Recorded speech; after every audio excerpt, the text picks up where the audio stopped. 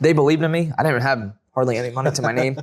And now looking back, I'm like, why did they, trust me, a kid in college? Loan to own, baby. Loan to own. You must have a good deal. Yeah. So, insurances are going up. Oh, yeah. Property taxes are going up. Yeah. If you're slowly increasing, by the time that huge increase in insurance comes, you don't have to increase your rent so much to offset the increase in insurance because you've already been baking it in because we know taxes and insurance are going to go up.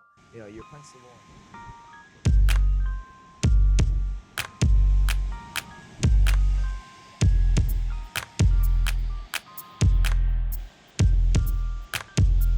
Hello and welcome to Dream Start Own. I'm Edgar the Connector and today's guest is Austin Whitehead. Thank you for joining me. Yeah. We are in, first time I do a live, second time I do a live. It's been a while since October. Yeah. Now we're in Monterey, California for Owners Club, a retreat, doing an in-person interview here. Yeah. Appreciate you taking the time. Yeah, excited to do it. Getting away from networking a little bit. Yeah, exactly. Pull away and have a conversation, go deep on some of the things that are working for us and the things that we're working on. Love to share. Appreciate you. Where are you based out of? Yep. So I am based out of Salisbury, Maryland. So Salisbury is on the eastern shore of Maryland, just south of Delaware, just north of Virginia Beach. To kind of give some context, I'm 2 hours east of Baltimore, DC area. Okay. Yeah. Cool. East Coast. So this time changes. Yeah. So everything's 3 hours earlier. So whenever I'm calling back home right now, I'm like, they're in bed.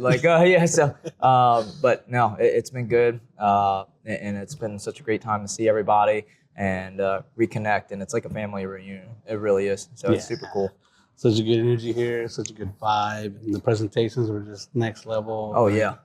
Owners Club. Sorry, guys, if you want to join, you got to wait till next year. Yeah. We don't get an affiliate, so I can't drop a link on this one. Yeah. Exactly. But Pace and Jamil always bring so much to Owners Club, and it's and just the people that you network with. It's just light bulbs go off all the time. So it's like, oh man, I need to work on that, or that's something I wasn't thinking about. So it's awesome. Yeah, helps you focus a little bit more instead of just being like everything. What is it? What's your business focused on right now? Yeah, so I do a couple different things, all real estate related. Still a traditional real estate agent, and have a property management company as well with a team underneath of me that runs the day-to-day, but I help oversee that. And then doing some buy and hold real estate as well for myself personally. Is that all in that Baltimore area? Or yeah, so all on the eastern shore of Maryland is where everything's concentrated right now. So looking to expand a little bit into some larger asset classes. So some medium-sized multifamily, mobile home parks is something I'm looking to expand into. Maybe that mid-Atlantic to region to Carolinas. Okay. Property management, how long, that's your own company? Yep, property management company. I started that actually in 2018. So started the property management company in 2018. And at the time, it was just one property, just my property. I had one property under my belt, and I started it to help others. So we mostly manage other people's properties, but we've grown that to 300 units that we manage now. Wow. Yeah. 300, man. Congratulations. Yeah, thank you. So when I got started, it was, I had my one property. It was managed by another company, and my property manager, who works for me now, she was working for this other company, and she called me and she's like, hey, Austin, I got bad news. The owner is getting married and has decided to bring his wife on as the property manager. He's willing to keep me, but only as commission only, and I just can't do commission only. So unfortunately, I'm not going to be here any longer. And I said, well, can we have a conversation? And so she came in, we sat down, we talked, and I said, hey, look, we only got my property, just one. I can't pay you a lot, but I think if you trust me, we can grow this thing to a big level, and it'll be rewarding for you in the end. And she stuck with me and came on when we only had one property. It was definitely scary at times because I was working as a real estate agent, selling, carrying her costs and the cost of trying to get this company up and going until we could at least break even and then go from there. So, it took 2 years just to break even. So it was definitely, at points I was looking, I was like, oh my gosh, what did I get myself into? But I kept going, and yeah, it's worked out now. And now we're at just under 300, 298 properties to be exact, Wow. as of today. Hey, I'll drop a comment. The dude took the step to go ahead and do that, to believe in himself and to have that conversation with the property manager that she believed in him as well. I just had a conversation with Tracy Coa last week and asked her about like bringing people on and how it is. And Michelle Bison, Bisson, I spoke to her at the convention, at the retreat here, and she said the same thing about just sharing the vision and people believing in that, attracting people. I haven't shared my vision that way to hire anybody, so I'm still a solopreneur. And so I'm taking tips from you, taking tips from them. Tracy, shout out. Michelle, shout out. To be able to bring people onto my team. They're great. And I watch, the things that they're doing and the steps that they're taking that are different than mine. And I'm like, man, that's amazing that they're taking on those steps in that line of work that they're doing. RV Parks with Michelle and Tracy Coa with her, co-living. So it's like super cool to see other people in their lanes and taking it to another level. So it's super cool. And that, again, going back to Owners Club and like being around that, it's just, it's cool to be in the same room as people like that. Makes you bring your A game more often, brings it out more often than not being around it. Oh yeah. But when I started in 2018, I said, hey, can't pay you a lot, but she trusted and we worked and got it to where it is now. So she's still with you? Yeah, property manager is still with me. She's been with me since 2018 and we've grown to more. We have 3 full-time and staff, 1 part-time and 2 full-time maintenance guys. So my property manager, Mickey Rickards, if you're seeing this, hey, thank you so much. I appreciate you for all you do. Shout out to you to believing in them and, branching out that way. It's awesome. Yeah. So you're looking to add more properties? Yeah, I that's a place that I enjoy. I enjoy helping people. We work with like small mom and pop investors. So most of our owners have, 1 property, a couple properties. I don't have any like large apartment complexes. It's mostly single family, duplex, small multifamily that we're managing. So it's rewarding to help those individuals that are first getting into, investing and to help them to build their real estate portfolio and give guidance to them in that nature. So it's rewarding and looking to grow that, looking to help more people and build that property management company out more. Fantastic. What's the name of it so people can find you? Yeah, it's just my last name, Whitehead Rental Management is the name of the company. So. And right now you're just in East Shore? Just on the Eastern Shore. Haven't expanded the property management company out from that. I've had a lot of people have, asked me, hey, can you come to these different areas? I have thought about it. It would be hard to do with just one-off properties because you really want to, where a property manager is successful is when they build relationships with contractors and doing work. And because I have so many properties now, I can send so much work to the contractors and they can get to things faster and give me better pricing, which then helps my owners when it comes time, if something comes up that they need help with. So if I was to go to another market per se, I'd probably need, at least 100 properties in that, or a larger multifamily deal for it to make sense for me to be able to provide the value that, I would want to provide. Customer service is huge. So, and staying on top of the laws in that area. So all these things, are things to think about and, something for everybody to consider if they are in a market and they're buying their first rental property, hey, does my property manager know the area well? Like how many properties do they have there? Do they have the economies of scale to have good relationships with contractors? Do they know the law? Because, when it comes time, if you do get a bad tenant, and unfortunately it's just, nature of the beast, if you rent a rental property for 10 years, probably 1 year you're going to have at least a bad tenant in there. Can they effectively and efficiently get that tenant out in an appropriate amount of time? And so knowing the laws of your area is a big thing. Great insight on that. I had a property manager, I'll call them out. Mind. They're supposed to be investor focused. I had a townhouse, and they would call me over silly things. We put a new garbage disposal to make sure that they didn't have problems with it, and then it gets jammed. You put the Allen wrench to loosen it up. So they're like, hey, you need to send somebody out. I was like, they got to pay for it, send it out. They want it, or they can reset it themselves with the key that's there. But my property manager didn't know that. Yeah. We had this odd one where we had a smart garage door opener. And then one day the tenant sent a ticket saying, hey, our garage door opener is opening the neighbors. It's like, you need to come fix that. I was like, yours, our garage door opens our garage? Yeah, so there's nothing to fix there. It's working the way it's supposed to. The other people, they were probably programming at the same time and ended up pushing the button when you did there. Yeah. The odds are like way, Yeah. But that's probably what happened. So that's on that owner to get their stuff fixed. Yeah. Not us. Yeah, yeah. Then the property manager's calling me. Yeah. It's like, why are you calling me for this? Yeah. And just headaches. And then because of all the little things, they would send out people and charge me for it. I was like, why am I paying? Yeah. So, no, we really, try to cater to our owners and make sure that we're not charging extra or calling them and saying, hey, we took care of this for you, like without it having to cost you. But we want to let you know what's happening. But things like the garbage disposal, to be honest, like when that goes up, if the tenant can't take care of it, we'll pull it out because it's not something that is really needed for their use, or if they broke it, like that's kind of on them. So our maintenance guys are trained to, when they go into a situation, to say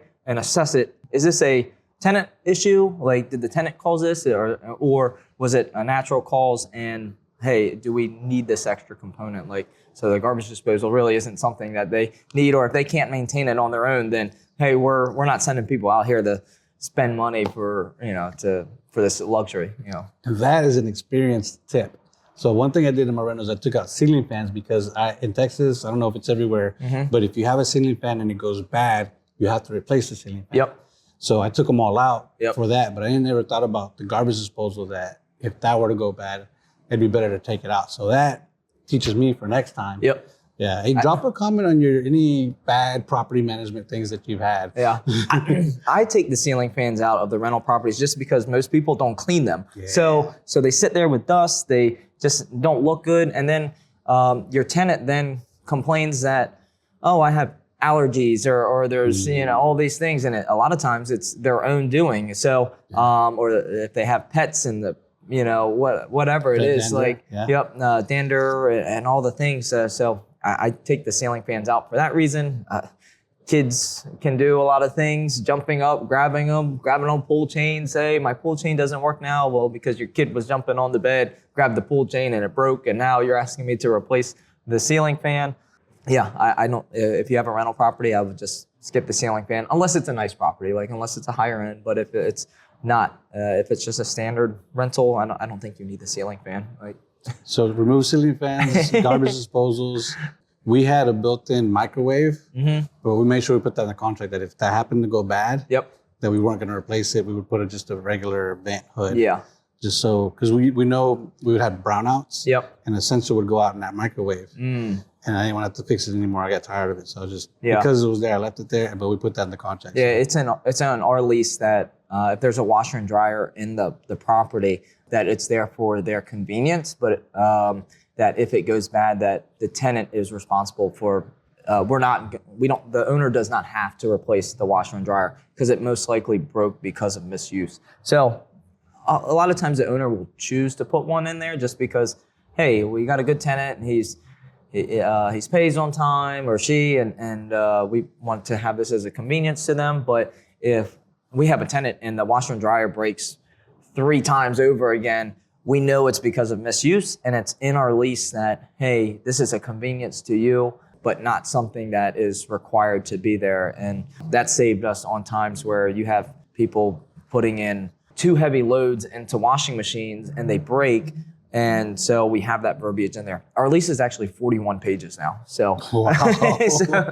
So detailed, you have to be. Yeah, so it's from everything. So anything and everything under the sun that we've seen from different experiences, or sometimes we're in the courtroom for something not, for us, not an issue for us, but it's an issue that we heard for someone else. And we're like, oh, that's a wild one. We've never heard about that. Let's put that into our lease. So we're always like adding to our lease, editing our lease, running it by attorneys to make sure that we're in compliance, but making sure that we're protected, all the things. So wow, being proactive is great. So washing machines, what else would you remove? Garage door openers, do you keep that on there, or? It really depends on the property.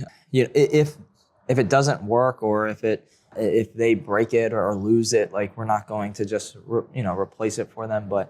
And if it's not already there, then it doesn't necessarily have to be put there. But I mean, we tried to talk to our owners too about, hey, the more that we can do for them, the more likely they are to stay. Right. So there's a catch to it too, because you don't want to be so strict to the point where, oh, I'm not fixing that, I'm not fixing this, I'm not fixing that. You're saving, trying to save pennies, but end up losing dollars, because if you inconvenience the tenant too much and they say, yeah, I can't get anything done around here and my experience is too bad, I think I'm going to go to that other property, or I'm going to go to that brand new apartment that just got built and I'm going to go there. Well, now it's probably going to cost you more to turn that property over. Yeah. So there's hey, do I spend $300 on a microwave to install a new microwave versus putting a hood range in, or potentially lose this person? And so you got to,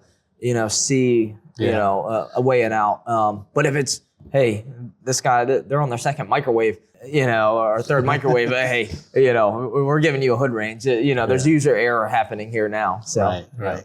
Excellent. Pricing for the properties, do you usually suggest it to the property owner, or how does that work? Yeah, so my property manager is great. She'll go walk the property, give them an idea of what the property can rent for. There's a lot of ways to look at this. I honestly tell my owners that I would rather price it competitively and get a great tenant than try to overprice it and get somebody that just, that is willing to pay that higher price. Because a lot of the times, the person that's willing to pay that higher price is actually probably not the best tenant. Wow. Because the person with the best credit and the best income has the options. Like, they can go wherever they want. And versus the person that has okay credit, and not the best, track history, they're willing to pay more, or have to pay more, or, to get into that property. So, but that's not always the best tenant for you. I would rather take $100 less on a property and get a great tenant with, great credit, great track history, past landlord history. When we send it out, their past landlord says they're a great tenant. They were there for 3 years. I'd rather go with that and take a little bit less than get a little bit more, because the person that's willing to pay you more is usually not the best, not the best tenant. Unless it's like a super really nice property. Yeah. But again, if the market says it's X, the great tenant isn't going to pay you X plus 100, X plus 200, 500, whatever you want to call it. They're going to pay market because they can get market. So so some owners try to go and get, all they look at is the high end dollar amount, but at the end, sometimes that can cost you more if it's a bad tenant. Yeah, if I had a property manager that explained that to me that way, then I would probably lean more towards dropping the price a little bit. Yeah. We leased it out quick. I mean, it's just so insightful there, that information you're giving us about the mindset of the renter, the leaser. Yeah. Ours was on the market for like a couple of weeks. We actually had 2 people offer to pay the full year in advance. Do you get that a lot? In my market, not necessarily, but not often, but sometimes it comes about because they don't qualify any other way. So I've had some person that just went through, foreclosure, divorce like situation, and they're willing to pay a lot more upfront because maybe their credit is pretty low and everything, but they got money. And every state's different. So I'm in Maryland. So Maryland is a pretty tenant-friendly state, and they just changed the law that you can no longer collect 2 times rent as a security deposit. You can only collect 1 times rent as a security deposit. And the state is trying to help tenants get into properties by lowering the maximum amount that we can charge for a security deposit. But they're actually, in my eyes, hurting the tenants, and they're hurt because I'm no longer going to be willing to give a chance to somebody that's on the edge because I can only collect 1 month security deposit. Like if you were, if a tenant comes up and they're on the edge, just went through a little bit of a hard time, something came up that they, a health issue of some sort, and they just got set back a little bit, and they're not they're okay. I might not give them the benefit of the doubt now because I can't get too much security deposit. Whereas before it's like, hey, this is iffy credit wise. This is iffy income. I might recommend to my owner, hey, I think we should wait for I don't think this person doesn't. I think you can get a better person in here. So otherwise, if we could collect 2 months rent, I'd say, yeah, take the chance on them. But now you're less likely to take chances on somebody that might be iffy or doesn't have a stellar record. Amazing information. The one that they try to do the full year payment, they wanted like a $50 a month discount. Yeah. So I was like, I didn't want to because, so on our house, we had just changed out the windows. So like double pane, gas filled. So the electricity price was going to be cheaper than any other ones in that area. And then we did like spray foam in the garage because we have a bedroom above the garage. So that would get extra hot. So we spray foam to keep it cooler. Do you all consider any things like that for the price, or do y'all just go based off the market? Yeah, so I will tell my owners that, hey, so here's, devil's advocate to what you're saying. Hey, they want $50 off a month, but are willing to pay you a year in advance. The other side of that is, hey, a bird in hand is better than two in the bush. So if you go put someone else in that property and they lose their job, or their job tells them they have to relocate, and 3 months into it, and now they're gone, but versus you had this one person that had all the money in there, but just $50 less. So, but everything's, when we look at everything, you look at all options. Like there's always things that can happen. So you got like, hey, you got all the money, but it's a little bit less over the year. Or this person could be there. They could be great. Like you never know. I don't have a crystal ball for everything, but like what I do is when I talk to my owners, I tell them all the options, all the things to think about. Like, here's what you're not thinking about. Here's what could happen. And that way they can make an informed decision. They might still make the same decision that you made, but at least they have an informed decision on how they're approaching it. The other thing, going back to your question is, hey, do you change the rent based on the efficiency of the home? And I will tell my homeowners who haven't done these efficiency upgrades, hey, you're probably going to want to be a little bit more competitive on your price because you're an older home and you still have oil heat and it's going to be super expensive. And so the turnover rate is going to be super high because as soon as they get through that first winter, in your market, it might always be, it might be moderate. Yeah. So, but oil heat is like, in a colder climate area, because where it gets cold and they have that huge heating bill, they might, if rent is super high, they might not, come back, or they might not renew because they're like, ooh, I didn't think my utility bill was going to be that high. I need to move into something that's a little bit newer. I'm going to pay $100, $200 more in rent to be in a brand new, construction rental or an apartment complex rather than this house that has an older utility that costs me so much money. So when I try to tell this to the owners, because when you have to turn the biggest expense for an owner is having to turn a property. So every time you turn a property, you might be repainting the house, you might be putting in new floors, you might, a deep clean of the place. And sometimes the security deposit doesn't cover it. Yes, we work with collectors and collections agencies and all the things that we can go after money if they still owe us and the costs are more, but it's still time and a cost that you have to go through. The longer that you can keep that tenant in there, the better for you into the future. So it's just, and depending on the property management company, a lot of property management companies, I don't know about in your area, but in my area, they charge a fee for every time they have to place a new tenant. Yeah. So that's another expense. Yes. So, and if it takes a month from the time that they moved out to do any repairs, that's a month of lost rent. Right. So depending on how quickly it takes to get somebody else in there. So all things you have to think about. Great information. When somebody has been there, let's say 2 years, and it's their time to renew again, when it comes to the owner wants more money now, do y'all kind of test the water, say, hey, we're going to raise the rent? If they have any pushback, y'all go against it? Or how do y'all go about raising the rents on the tenant that's about to renew or leave? Yeah. So honestly, one piece of advice that I got from a good friend in the industry of mine, a lady that actually manages 1,200 rentals. She's been in the business a lot longer than me, and she told me that she recommends increasing the rent every year, and even if it's just a small amount, it could be $20, $25, like every year.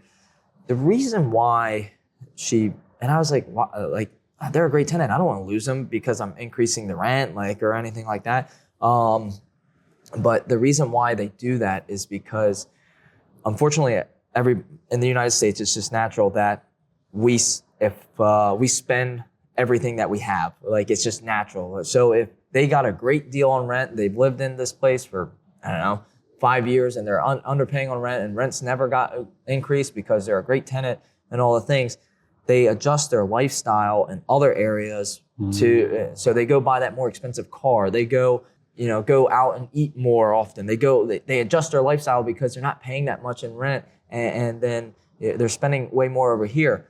Well, then eventually, what happens, or you decide you want to sell the place, or God forbid you pass away and the kids don't want it and they decide to sell the place, or you say, hey, you just decide not to renew with them or you decide to move back into the property, and whatever it is, family member needs it. I'm not going to renew. Family member's going to live there. Whatever it is, they are so used to paying that lower rent amount for that house, and they can no longer get it in that area. So now they're freaking out because now they can't afford to be in that school district. Their kids are going in that school district. They can't afford to be in that school district. They have to move to another area, and they already got a more expensive car, more expensive lifestyle, all these things. So it doesn't have to be a lot of money, but it's actually for the benefit of the tenant to slowly increase it. That way, if something happens and they can't continue to rent that house, they are not going in a financial shock because they have to move somewhere else. So that was a perspective that I'd never seen or heard before, but it made a lot of sense after, it was told to me. So I always do small, even with my personal rentals, I do small incremental increases. Wow, that's just like some mindset shift in so many levels, because one, if you don't do the price change, they're going to get used to it not changing. Even if you do a little one, they'll have it in their mind when the next year it might go up. Mm-hmm. So even if it's a little bit, the next year you might be able to do a little bit more depending on the market and how things happen. And then two, if they stay at that price point and they don't ever shop again, they leave 5 years later, they think they're going to expect to find something at that price. So it's going to be detrimental to them. So wow, that's amazing information there. Yeah, and it's sad because I get calls from people that, hey, I know you have properties that you manage. My owner is now selling the property, and I pay this low amount. This is, what I've been paying for the last 5-10 years. I've been a tenant there, great tenant, pay on time, all these things. Well, how much are you paying? Well, they haven't increased it in 5-10 years that I've been there, and I pay this. I'm like, there's nothing out there at that price. And they're just devastated that, well, what do you have close? I rent a 3-bedroom for this. Well, I can get you a 2-bedroom now for that price, or a 1-bedroom for that price, depending on how long it's been or how under market that they are. So I never thought about it before either until somebody told me, and it makes sense. So, and I don't push it to market. I keep it just below market. Mm-hmm. So let's just say market is requires a $100 increase. Maybe I only do $50 to $75 increase. That way it's still, they feel like they're still getting a good deal for being a good tenant, and then they stay there longer, So I get more, but they also feel like they get something too, and they're not going to want to change over that little bit, moving expenses, all the things for I can go over here for for a different price point. So I'd like to keeping my tenants in place for as long as possible is what I like to do, but just set the expectation like, hey, it's going to increase a little at a time. So if you listen to this and you're a tenant, you see why they're raising your price. That's one reason. They go way high. This might be greed, Yeah. but usually it's really the good for you in the long term. Property managers, if you're listening to this, this is why you should raise your rent and help your investors and help out the tenants and help yourself just in general. And outside of selling the house, what's happening in the market now, insurances are going up, property taxes are going up. Yeah. So if you're slowly increasing, by the time that huge increase in insurance comes, you don't have to increase your rent so much to offset the increase in insurance because you've already been baking it in, because we know taxes and insurance are going to go up. Your principal and interest might be staying the same, but if you're fixed and locked in for, but another thing too is most people that buy on commercial loans, they might only have 5 years into a set rate of interest. Mm-hmm. So then after that first 5 years is up, or 3 or 7 years, whatever it is, if they don't have a 30-year fixed loan, that interest rate, goes up. So, so slowly increasing them all the time helps offset these outside costs that just come out of nowhere. Yeah, man. Yeah. Things I never thought about.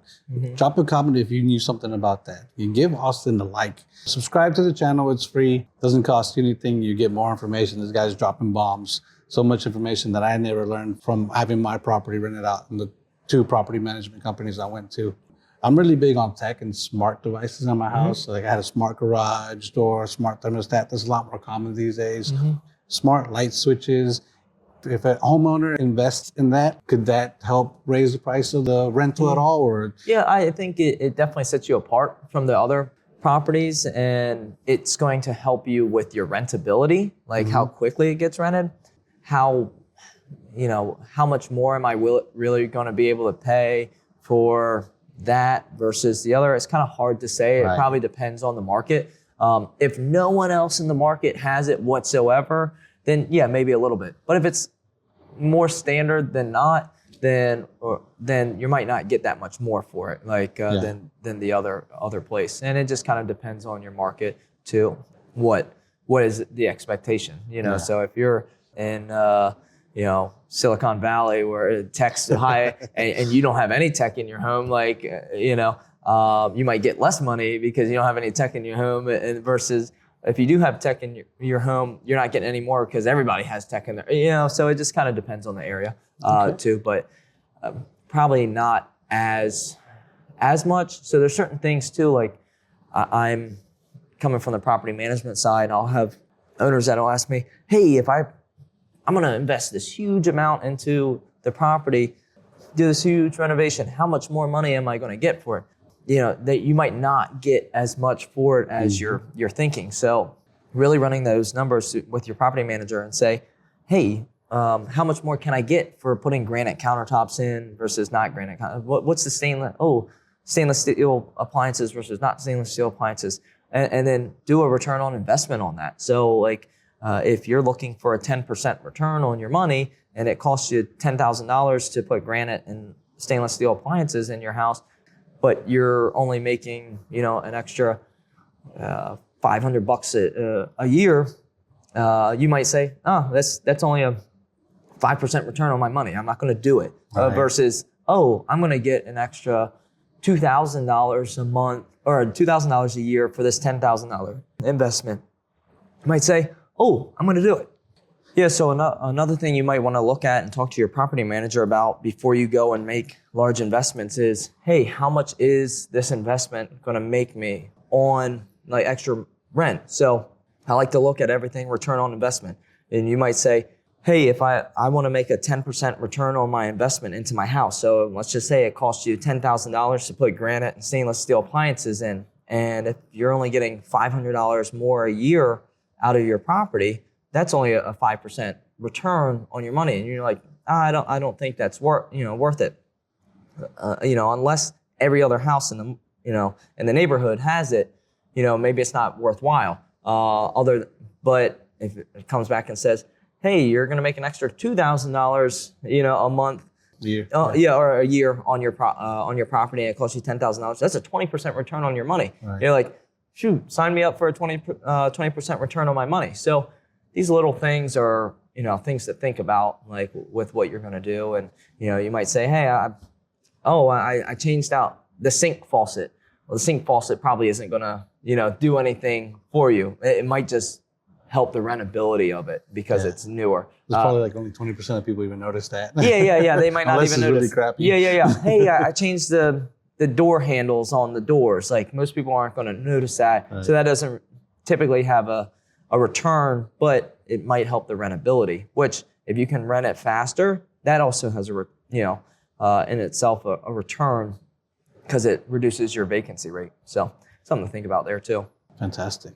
I think it's a great property management 101 there. If somebody were to sell a property management company in another state with over 100 units, would you be interested in purchasing it? Yeah, it's definitely something I'd look at. If somebody had multifamily, we're looking for a property management company to come in and say, oh yeah, can you help me with this? Yeah, it'd probably have to be at least 100 units or more. Mm-hmm.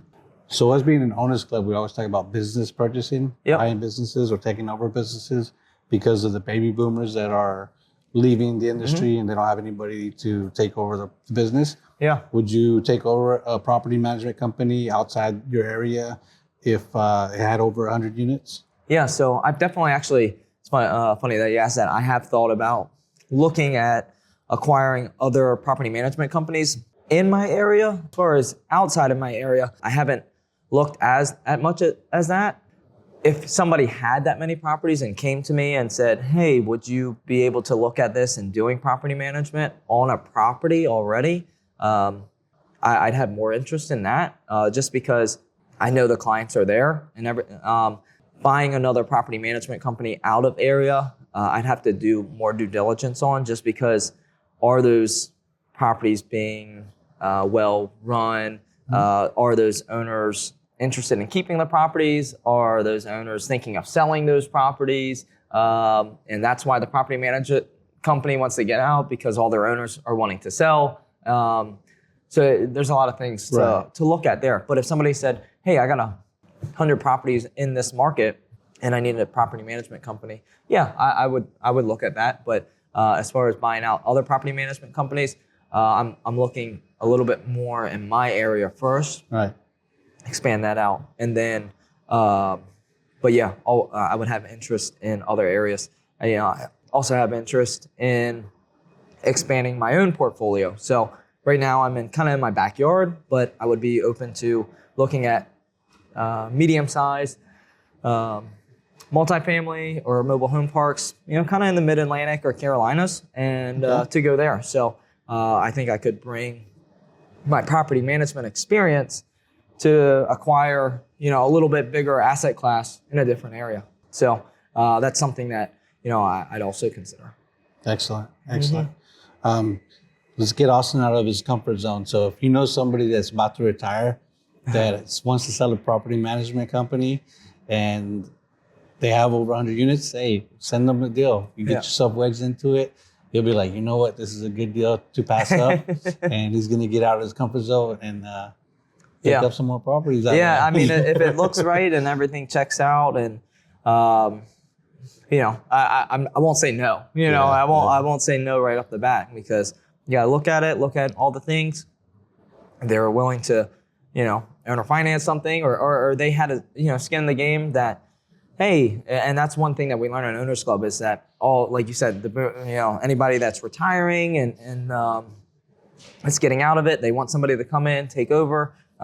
It's definitely, there's definitely opportunities there and lots of different industries and lots of different markets. So definitely something to be on the lookout for and be open to.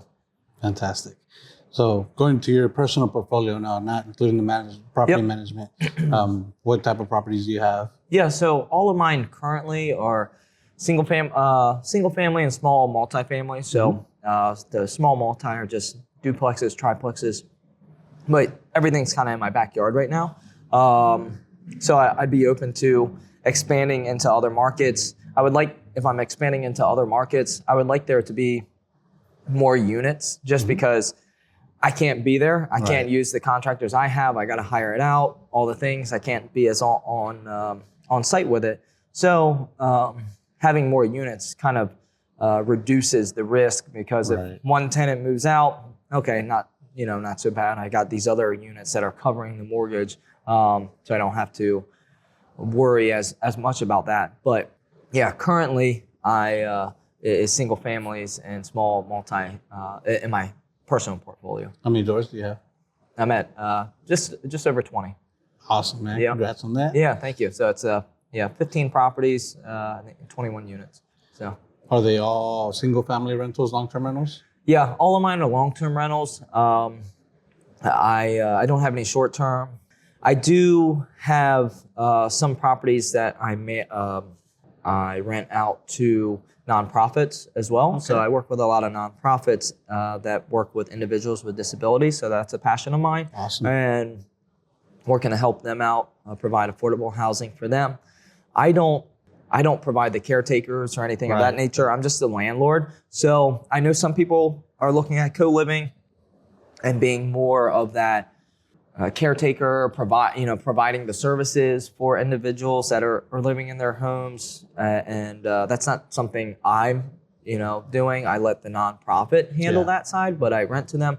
But it's been great for me in the sense that, I'm providing a home for them to be able to use, and I can give it to them at a good price. And so yeah, maybe I could make a little bit more off of that, but it goes towards my Mount Everest, which is to obtain obtain my Mount Everest is to obtain 250 rental units to be able to work with nonprofits that provide affordable housing or provide housing to individuals with disabilities.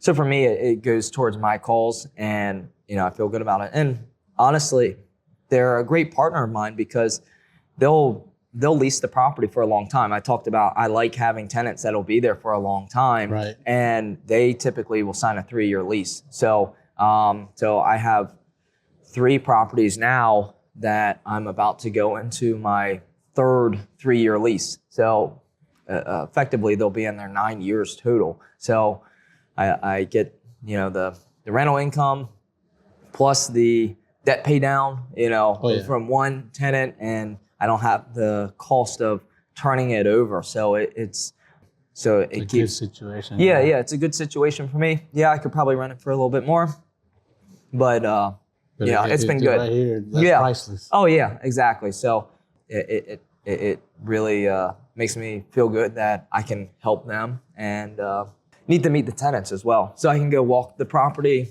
meet the tenants, build a relationship with them, and it just makes me feel good at the end of the day, like getting to know that, hey, they have a good roof over their head and they're taken care of. Yeah, man, I understand you. I have a sober living property in Pasadena. Yeah. That one's all mine, and I have an operator. Yeah. And I'm part of the WhatsApp, so they always tell you how thankful they are, and then you see the progress of how much time they go being sober. Yeah. And it's a good feeling. Oh, yeah. And they're grateful because the house was completely rehabbed. Wow. It was real nice. So they're like, man, it's a nice place I've ever lived in. Yeah. So just to know that I'm able to provide something like that without, charging extra or so it's an amazing feeling. Yeah. Maybe if that nonprofit's looking to expand out in the Houston area, hopefully you can connect us and maybe I can find something that'll work for them as well. Yeah, definitely. There's a lot of nonprofits out there and I'm on the board of some of these nonprofits too. Not the one that rents from me, but I'm on the board of one that works with a similar population, and they're just not in the ownership of properties. They're good at what they do, the service, but as far as maintaining properties and take care of properties, that's just not their lane. So some of these nonprofits have actually bought homes before and haven't been able to maintain them well. And now they're like, hey, I need to get out of it. So another source of properties that for me, I've actually bought properties from these nonprofits and then turned back around and re-rented it back out to them because they just can't keep up with the maintenance. They're just not in that realm. That's not their skill. That's not their skill set. They have nurses on staff. They have, healthcare professionals on staff. But as far as the property management of the property, that's just not their space. So I've bought quite a few properties from these nonprofits that are like, hey, this house needs more work than we're able to do. So I buy it and I rent it back to them, fix it up, rent it back to them. That's nice. I never thought about looking at nonprofits to try to see if they have old properties that they've had for a while. Yeah. Deferred maintenance to try to pick up and do. That's a good another source of picking up income. Yep. Properties. And they already like that area and know that area and used to that area and know that floor plan. Like, and oh yeah, I'd love to stay here, but we're not in the space to go through renovations and all the things. So another place that you could probably pick up properties and everything. Amazing tip. Yeah. Were you a realtor before you started picking up properties, or how did that process go? Yeah. What got you into property? Yeah, and real estate in general. So investing, yeah. Yeah, so I actually went to school for accounting, and while I was in school, my dad told me, you should go get your real estate license. You should go learn about real estate. So I got my real estate license while I was in college, and I dabbled with it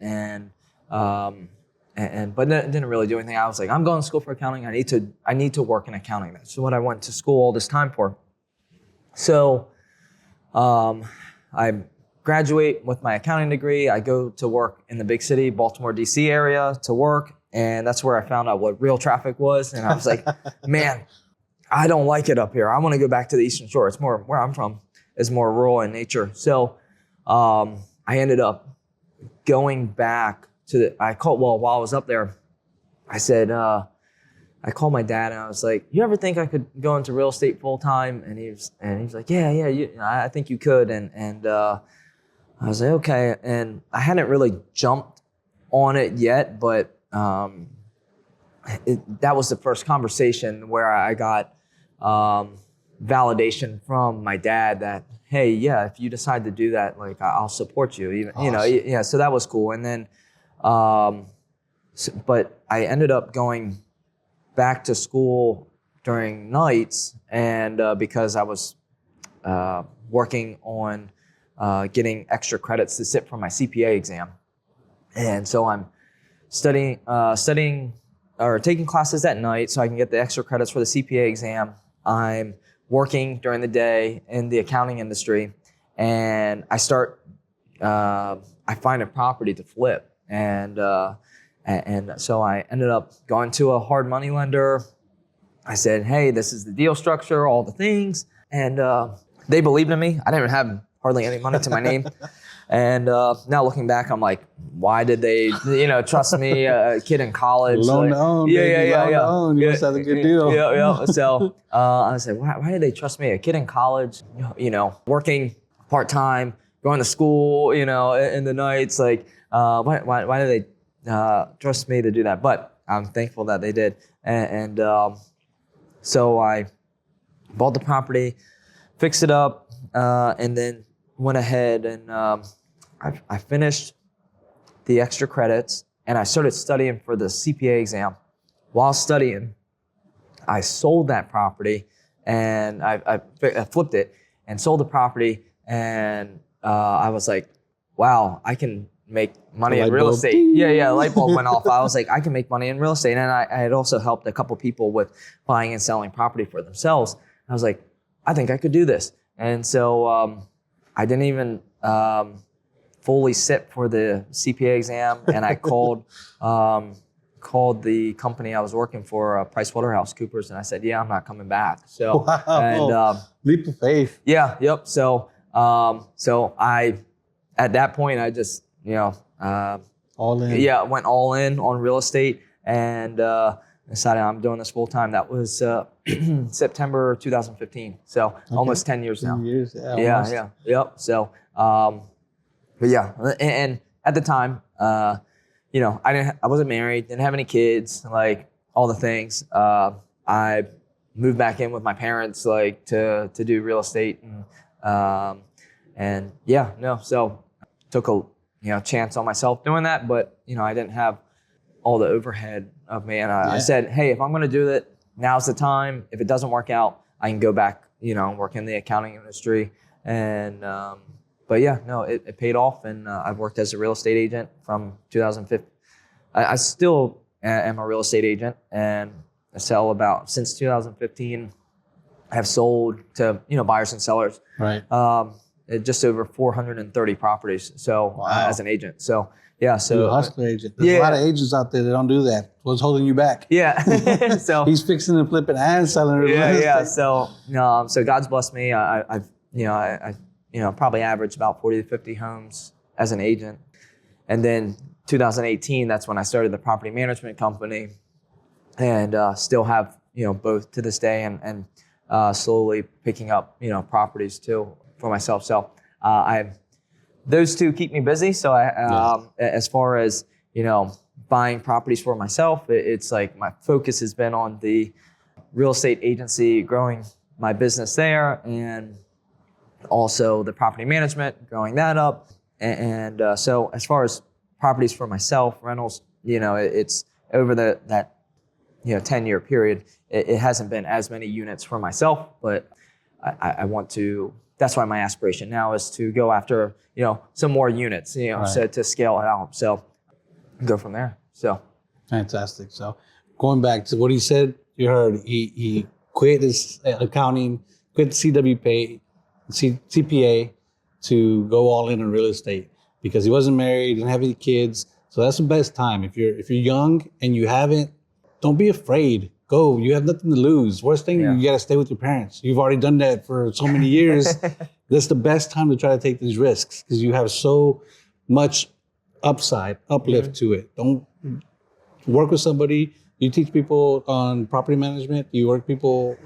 Yeah. So like, all the people that I'm helping with, buying and selling that are, buying maybe for themselves, for their homestead, like it's a great segue for me to talk to them like, hey, I know you do property management too. Like, talk to me about, how to buy my first rental property. Like what are the things to expect? Kind of like the things that we just talked about earlier. Like how do I run the numbers on this property? Like what am I missing here? That I'm not seeing. What's the expenses that I'm not seing? Right. It's easy to look at, rent and the mortgage and all right, I'm going to make this cash flow. All right, well, what about are you going to be managing it yourself? Or are you hiring a property manager? Like there's an expense. There is a expense for vacancy, hey, what does that cost? We need to put that in there.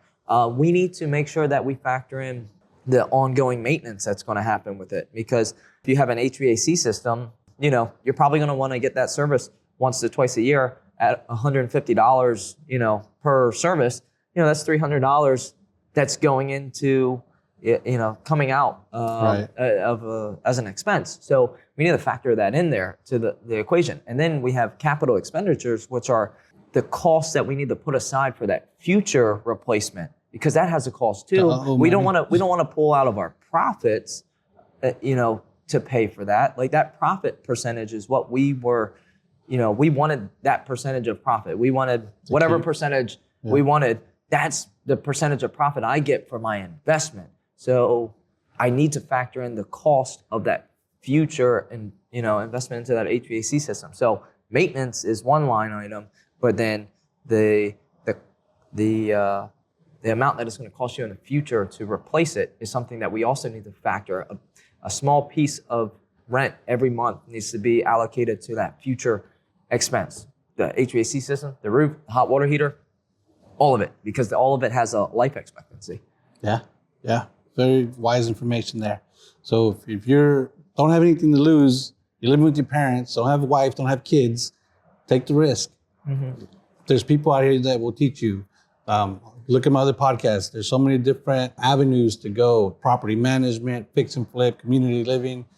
Reach out to somebody. It's not about, when you don't know how to do something, reach out to the who that's already done it to get you there a lot faster. Yeah. And I'll say, you don't have to have your real estate license to invest in real estate. My real estate, as a real estate agent, that's just been my job. Like that, mm-hmm. That's my job.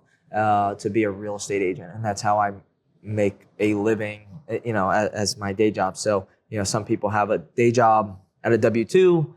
I treat my real estate agency, being a realtor, as my day job, right? So, but it's not needed to do investing. Like you right. You can get into real estate investing without having a real estate license. So I work with a lot of people that are real estate investors. They don't have a license, so. Yeah, all this information has been great. How can people work with you?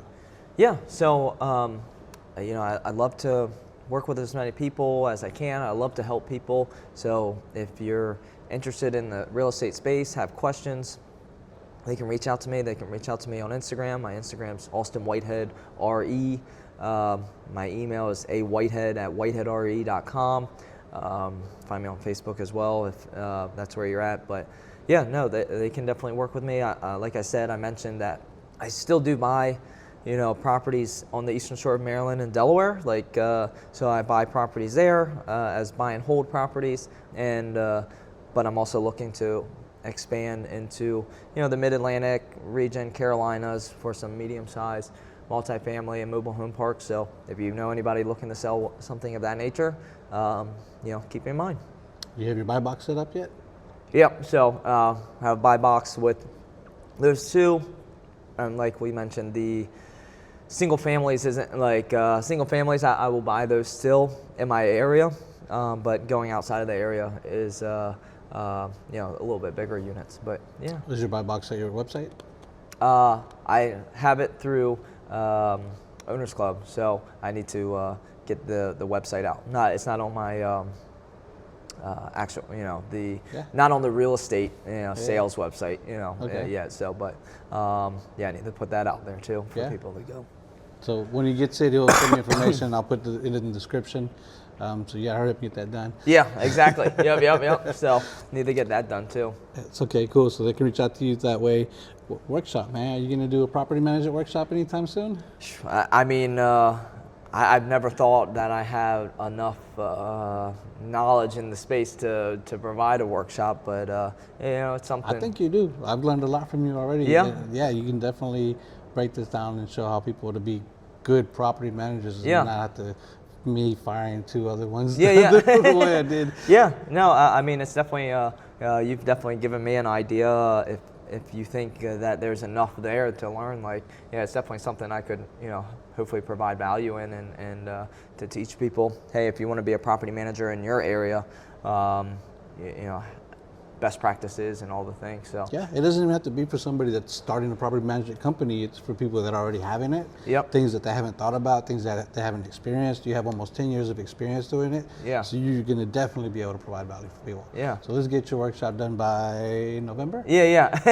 Yeah. No, I appreciate it. Yeah. So definitely something I need to do and put on the books to be able to share and everything. So yeah, I love sharing my experiences in it, the good times, the bad times. I have employees. Unfortunately, it's not a fun feeling, but had to let employees go, and reasons why. And I've dealt with, being a business owner, dealt with stealing, closing up loose ends as a business owner, making sure that because you're dealing with other people's money, and all the things. So. Yeah, had to learn a lot, or I have learned a lot over the years. Yeah, definitely. I'll drop a comment, tell him to do his workshop so we can learn and then be successful. Having 300 properties that way, if he's got that many, he's doing something right. What word of advice do you have for somebody that wants to be an entrepreneur, either property management or real estate investor, fix and flip, whichever one you think? I think a couple things. One, I would definitely recommend getting in the right rooms around people that are doing the things that you want to do. And one thing that I wish I had done sooner was pay to get into the rooms with people that are doing the things that I want to do. You think, oh, I can learn this on my own. Oh, you question yourself, will I learn something? There's always something to learn if you have an open mind, and when you go into and asking questions, come with questions, talk to the people. Don't be afraid to talk to the people is one thing I would say. So, mentorship is huge. Cool. Hey, give a thumbs up, give us a like. Thank you so much, Austin. Appreciate you for doing this, and follow him on Instagram. Reach out if you want to learn something. Yeah, thank you guys. Cool. Appreciate it. Thank you, sir. Yep, thank you. Take care. Catch this next podcast where you can start your dreams and start to own your time the way these other guests have.